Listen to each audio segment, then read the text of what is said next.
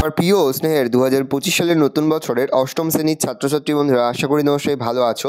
আজ আমরা যে বিষয়টি নিয়ে আলোচনা করব অষ্টম শ্রেণীর ফার্স্ট সামারি অর্থাৎ প্রথম পর্যায়ক্রমিক মূল্যায়নের বাংলার কোশ্চেন পেপার নিয়ে। দেখো সরাসরি স্ক্রিনে কিন্তু অষ্টম শ্রেণীর ফার্স্ট সামারি অর্থাৎ প্রথম পর্যায়ক্রমিক মূল্যায়নের বাংলার কোশ্চেনটা দেখতে পাচ্ছ।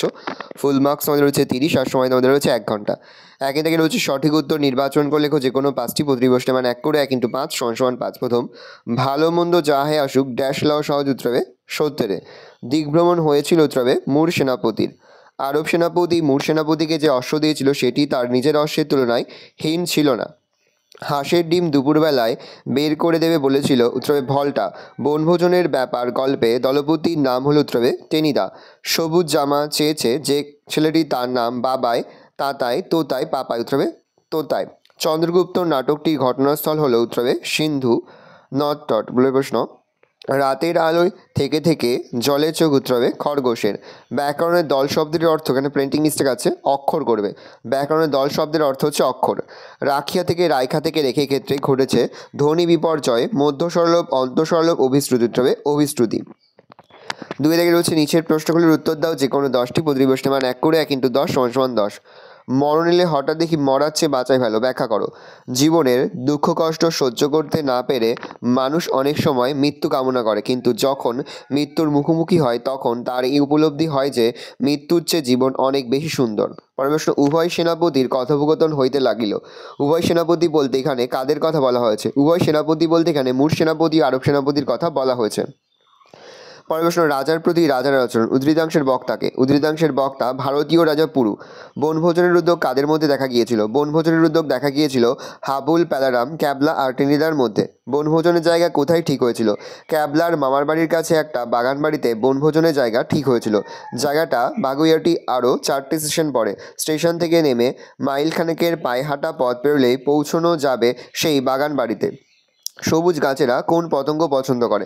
সবুজ গাছেরা প্রজাপতি মৌমাছির মতো পতঙ্গদের পছন্দ করে।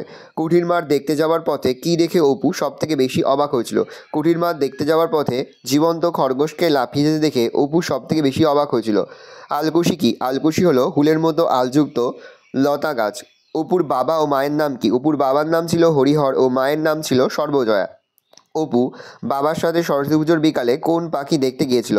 সরস্বতী পুজোর বিকালে অপু বাবা ও কয়েকজন প্রতিবেশীর সঙ্গে নীলকণ্ঠ পাখি দেখতে গিয়েছিল। দল কাকে বলে? যে ক্ষুদ্রতম ধ্বনিগুচ্ছ নিঃশ্বাসের এক ধাক্কাতে একসঙ্গে উচ্চারিত হতে পারে এবং যাতে একটিমাত্র স্বরধ্বনি থাকে তাকে দল বলে। শূন্য কলসির আওয়াজ বেশি। লেখাপড়া না শিখেও ছেলেটার সবজান্তা ভাব দেখে মনে হওয়া স্বাভাবিক যে শূন্য কলসির আওয়াজ বেশি। ধ্বনি বিপর্যয় বলতে কী বোঝো?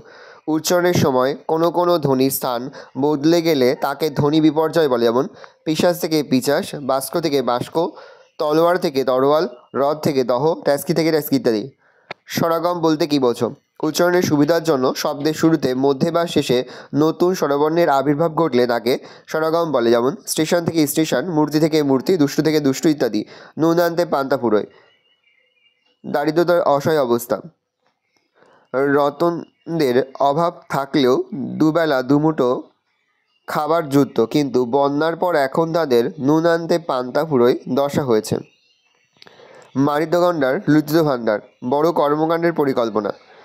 পাড়া দুর্গোৎসবের কমিটির এই বছরের খরচের পরিকল্পনা শুনে মনে হচ্ছে উদ্যোক্তাদের মনোভাব যেন মারিতগণ্ডার লুচিত ভাণ্ডার।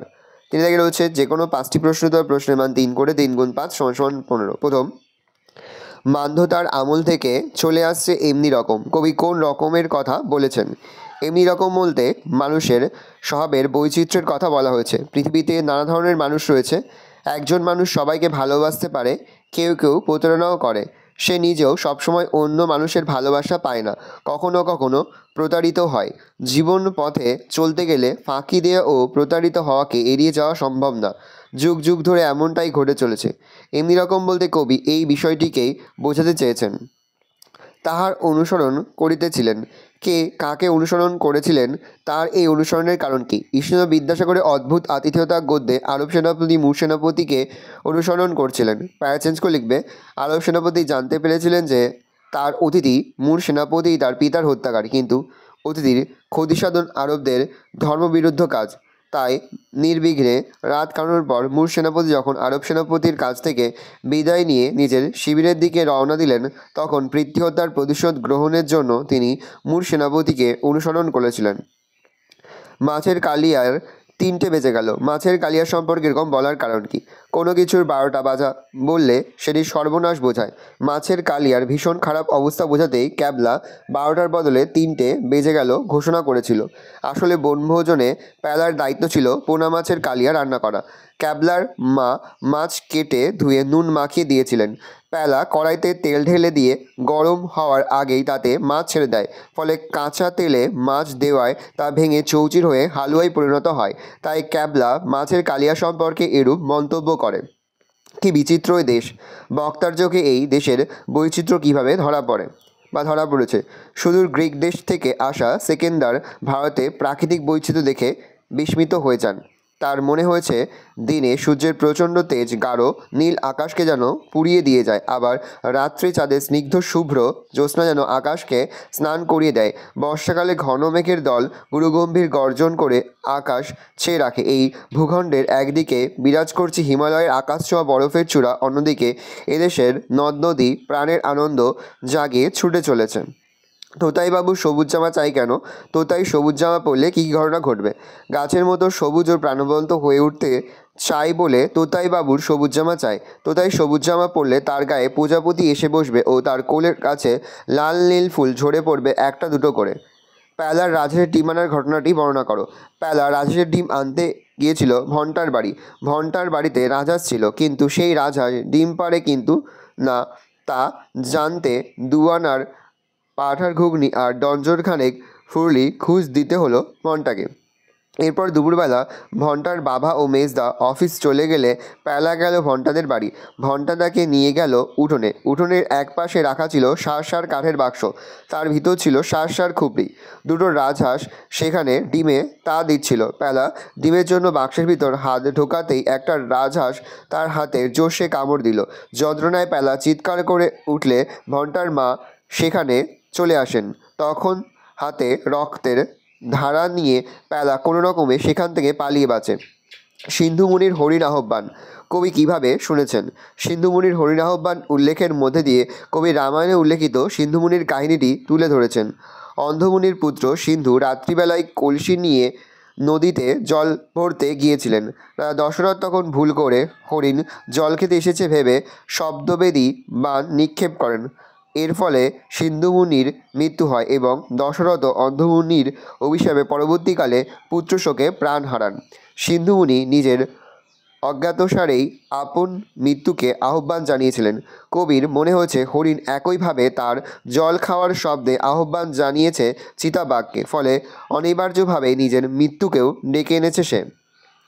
আলেম শব্দের মানে কি? লেখককে কারা কেন এক মস্ত আলেম ভেবেছিলেন? আলেম শব্দের অর্থ আলেম বা আলিম শব্দের অর্থ হলো সর্বজ্ঞ পণ্ডিত ব্যক্তি, অর্থাৎ যিনি সব কিছু জানেন। উদ্দিষ্ট ব্যক্তিদের লেখককে মস্ত আলেম ভাবার কারণ। দেরাদুন এক্সপ্রেসের 3য় শ্রেণীর কামরায় কাবুলিয়ারা সুনীতিকুমার চট্টোপাধ্যায়কে এক মস্ত আলেম ভেবেছিলেন। বাঙালি হলেও তিনি যেভাবে ফরাসি ভাষায় অত্যন্ত স্বাচ্ছন্দ্যের সাথে কথাবার্তা বলতে শুরু করেন, তাতে তারা হতভম্ব হয়ে পড়ে। তাদের ফরাসি জ্ঞানের অভাবের সুযোগ নিয়ে লেখক কথা বলতে গিয়ে সামান্য তাচ্ছিল্যের ভাব দেখিয়েছিলেন। তাদের মধ্যে একটি অল্পবয়সী ছেলে ফরাসি জানে বলে দাবি করে এবং সে লেখকের অভিপ্রায় জানতে চায়। লেখক জানান তিনি কলকাতা শহরে যাবেন, আর সেই কারণেই তিনি এই কামরায় জায়গা পেতে চাইছেন। এই কথা শুনে খানিক দ্বিধার পর সেই ছেলেটি দলের অনুমতি পেয়ে লেখককে ভিতরে আসতে বলে। লেখকের এই ফরাসি জ্ঞানের কারণেই কাবুলিয়ানরা তাকে এক মস্ত আলেম ভেবেছিলেন। চড়ুই পাখিটি কৌতূহলী কেন? আমার ঘরেই বাসা বাঁধে, বাসায় ফিরে কে কী করে? চড়ুই পাখিটি কৌতূহলী হয়ে ওঠার কারণ হলো বাড়িটির নির্জনতা। বেশিরভাগ বাড়ি লোকজনে ভরা থাকে, কিন্তু কবির বাড়িটি নির্জন নিস্তব্ধ। বাড়িতে কবি বাস করলেও তিনি চুপচাপই থাকেন। তিনি না থাকলে বাড়িটি হয়ে ওঠে সম্পূর্ণ জনমানবহীন। তাই কবি কল্পনা করেন চড়ুই পাখিটি বা চড়ুই হয়তো তার বর্তমান ভবিষ্যৎ নিয়ে কৌতূহলী হয়ে ওঠে। সেভাবে কবির অবর্তমানে বাড়ির সবই তার নিজের হবে। প্যারা চেঞ্জ করে লিখবে চড়ুই পাখিটি এ বাড়ি থেকে খড়কুটো ও বাড়ি থেকে ধান সংগ্রহ করে সন্ধ্যায় ঘরে ফেরে। ঘরে ফিরে সে কিচিমিচি শব্দে ঘরটি ভরিয়ে তোলে। তারপর কৌতূহলী অবাক চোখ মেলে চেয়ে থাকে কবির দিকে, আর মনে মনে হয়তো ভাবতে থাকে কবির অবর্তমানে তার এই ঘর, জানলা হাইপেন দরজা, টেবিল ফুলদানি, বই খাতা সবই তার হবে। ভালো করে দেখি নাও, এই রয়েছে টোটাল তোমাদের ফার্স্ট সামারি অর্থাৎ প্রথম পর্যায়ক্রমিক মূল্যায়নের অষ্টম শ্রেণীর বাংলার কোশ্চেন পেপার। ভালো করে কোশ্চেনটা দেখে নাও। আশা করি ভিডিওটা ভালো লেগেছে। ভিডিওটা ভালো লাগলে ভিডিওকে লাইক করতে ভুলবেন না। আমার চ্যানেল নতুন হাত লাল ক্লিক সাবস্ক্রাইব প্রেস করে পাশে বেল আইকন প্রেস করো, যখন নতুন কোনো ভিডিও আপলোড করি সবার ফার্স্ট নোটিফিকেশন তোমরা পেয়ে যাও। আর এই ভিডিওটি তোমার বন্ধু বান্ধবী আত্মীয়স্বজন সবার মধ্যে কিন্তু অনেক শেয়ার করে, যারা বছর অষ্টম শ্রেণীতে পড়ছে। আমরা কিন্তু ইতিমধ্যে অষ্টম শ্রেণীর প্রতিটি বিষয়ের সিলেবাস, প্রশ্নকার এবং নমুনা প্রশ্নপত্র কিন্তু আপলোড করে দিই। তোমার এখনও পর্যন্ত সেই ভিডিওগুলো না দেখে থাকো, ভিডিওগুলো কিন্তু তাড়াতাড়ি দেখে নাও। তোমাদের সকলকে জানাই আগাম পরীক্ষার অনেক শুভেচ্ছা এবং অভিনন্দন। আশা করি সকলের পরীক্ষায় খুব ভালো হবে। ভালো তোমার কোশ্চেনটা দেখে নাও।